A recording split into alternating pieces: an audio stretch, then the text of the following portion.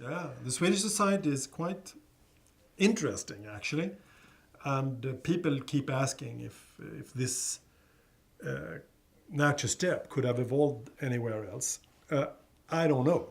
First of all, of course, I don't know. I can only guess. I see a few things that speak in favor of it and others that speak against it.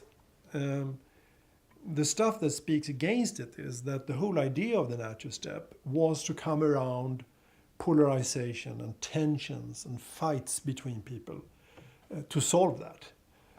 And since many people feel tormented by that kind of attitude when it is about saving the world, I guess that the framework would be operational anywhere, and it has already proven itself to be.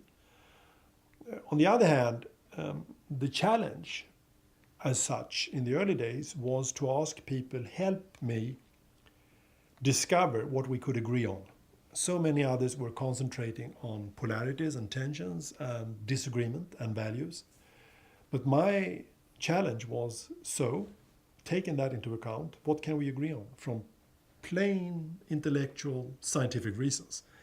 And that was a challenge that maybe appealed to the Swedish culture of having some kind of social consciousness, which has also been proven very, very good as a tool for us to become competitive.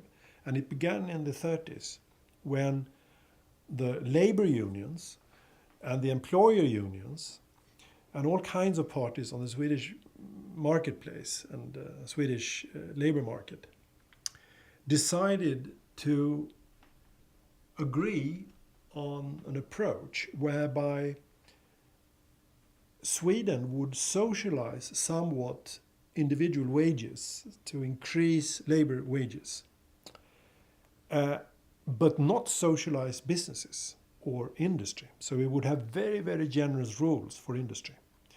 And as a result from this, and this was the conscious reason why they made this agreement, was that we didn't have any strikes, and very fast there was a completely phenomenal outgrowth of very big Swedish companies such as IKEA and Ericsson and Atlas Copco and Electrolux and Saab and Volvo. You can just go on counting. And for this very small country, it was quite amazing how many big companies that suddenly was spurring from, is that the right word? Spurring or flourishing from this kind of decision.